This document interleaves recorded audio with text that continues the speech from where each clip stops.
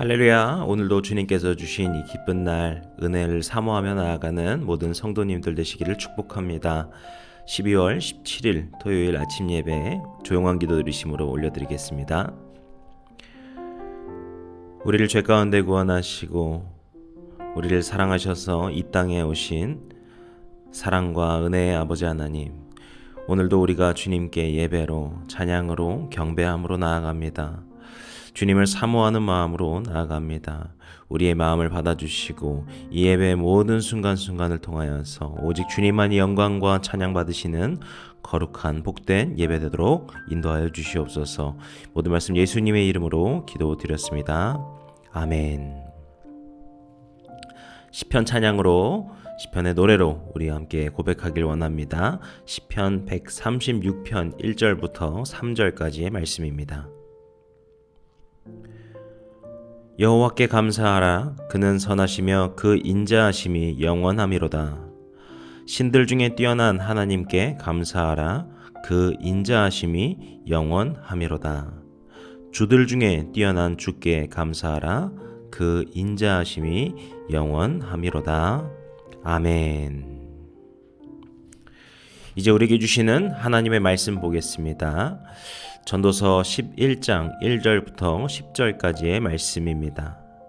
우리 함께 한 목소리로 같이 읽습니다.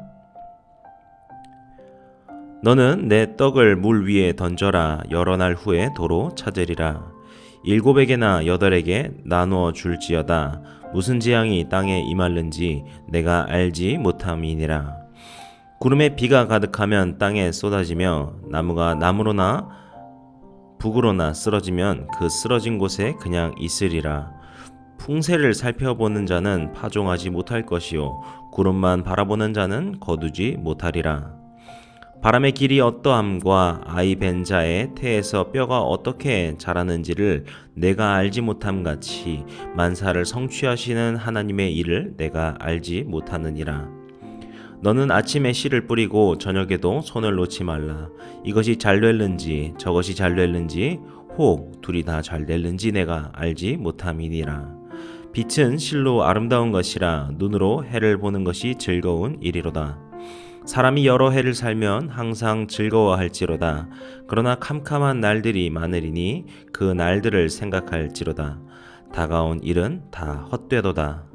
청년이여, 내 어린 때를 즐거워하며 내 청년의 날들을 마음에 기뻐하여 마음에 원하는 길들과 내 눈이 보는 대로 행하라. 그러나 하나님이 이 모든 일로 말미암아 너를 심판하실 줄 알라. 그런즉 근심이 내 마음에서 떠나게 하며 악이 내 몸에서 물러가게 하라. 어릴 때와 검은 머리의 시절이 다 헛되니라. 아멘. 오늘은 우리가 전도서 11장의 말씀을 함께 나누고자 합니다. 오늘 말씀 우리가 한 구절 한 구절 살펴보면서 묵상을 하고자 하는데요. 오늘 이 첫 구절을 보시면은요, 이게 무슨 말인가 싶으실 수 있을 것 같아요. 너는 내 떡을 물 위에 던져라. 여러 날 후에 도로 찾으리라. 아마 이 상태로는 도무지 이해할 수 없는 구절로 보입니다. 그런데 이것은 당시에 이집트 그리고 그 주변 지역에 매우 유명한 그 비슷한 속담에서 나온 것입니다. 이것을 근동과 이집트에서 어떻게 이야기를 하냐면요, 선을 행하고 내 곡물을 던져라. 어느 날 내가 도로 받으리라 라고 하는 격언이 있습니다. 그래서 이 떡을 던지는 행위, 이것이 정확하게 무슨 말인지, 이것을 왜 물 위에 던지는지, 이것이 왜 다시 여러 날 후에 찾아지는지, 이런 부분에 대해서까지 정확하게 알 수는 없지만, 우리가 이러한 그 당시에 여러 국가들이 갖고 있던 이 속담으로 봐서 이 1절의 이야기는 우리가 선행을 해야 된다라는 것이라고 볼 수 있을 것 같습니다. 이런 의미에서 2절 말씀도 비슷한 의미로 볼 수 있습니다.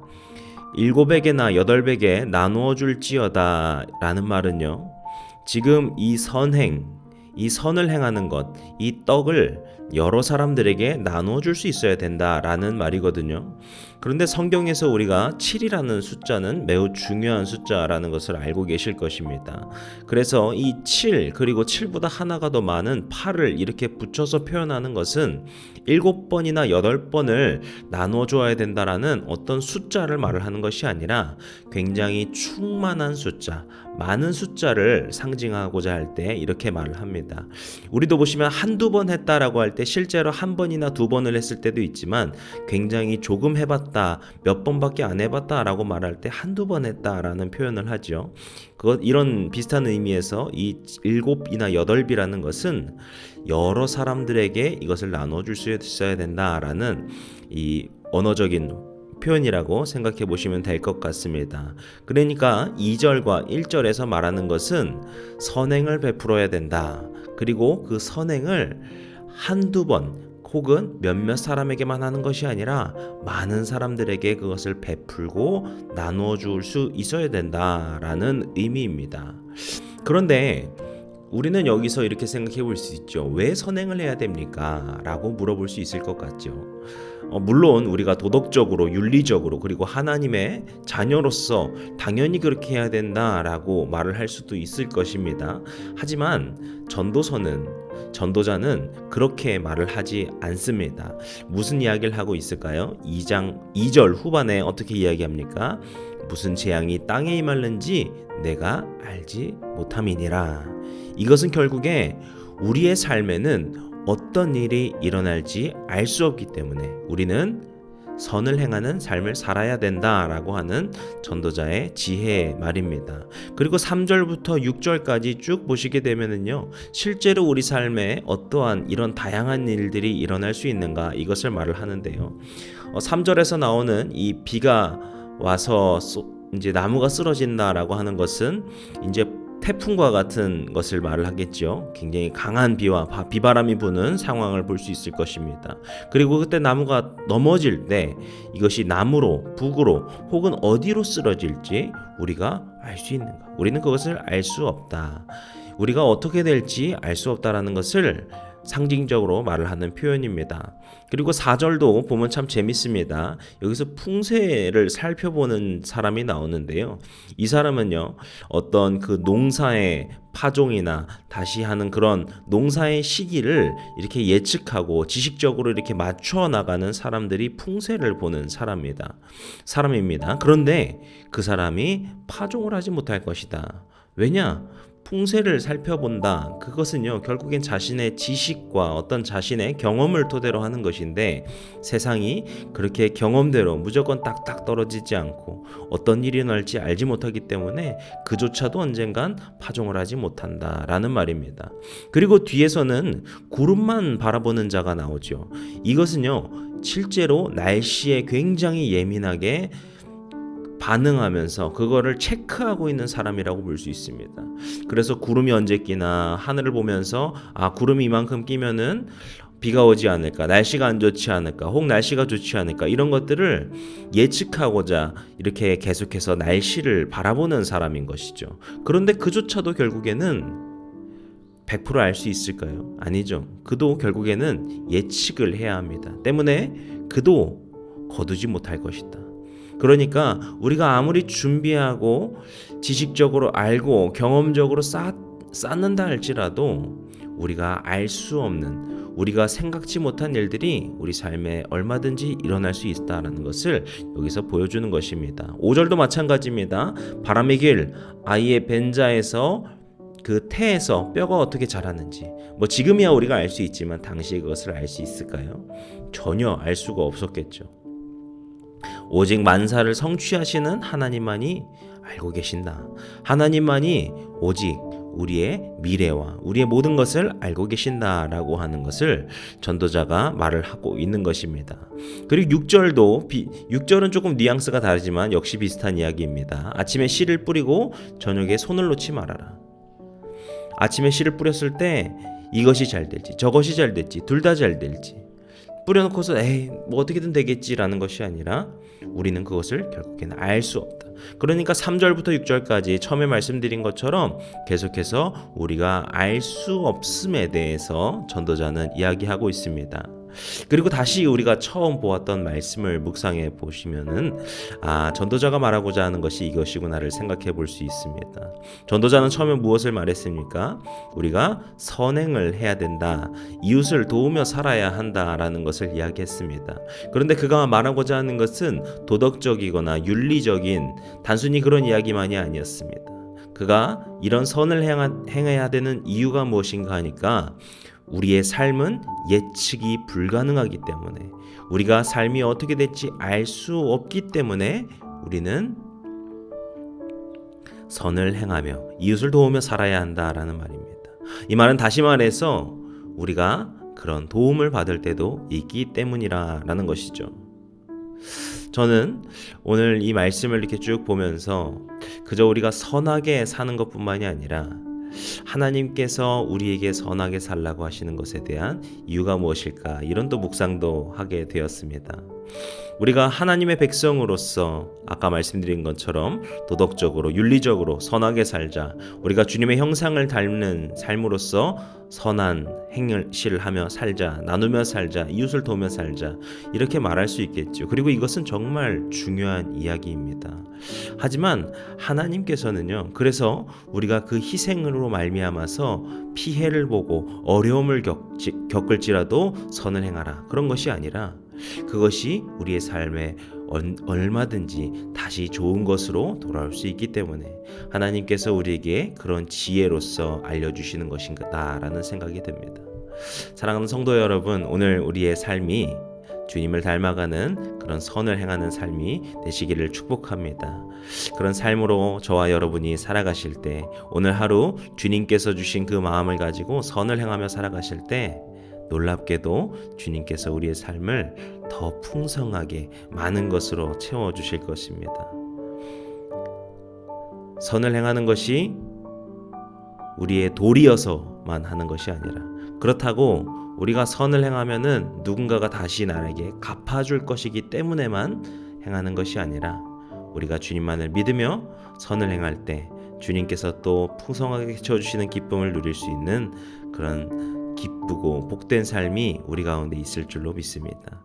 우리가 그것을 믿고 바라고 기도하며 우리의 주변의 사람들, 우리의 가족과 또는 이웃과 우리 주변에 많은 사람들에게 만나는 사람들에게 선을 행하며 주님의 사랑을 전하며 살아가시는 복된 하루가 되시기를 주님의 이름으로 축복합니다.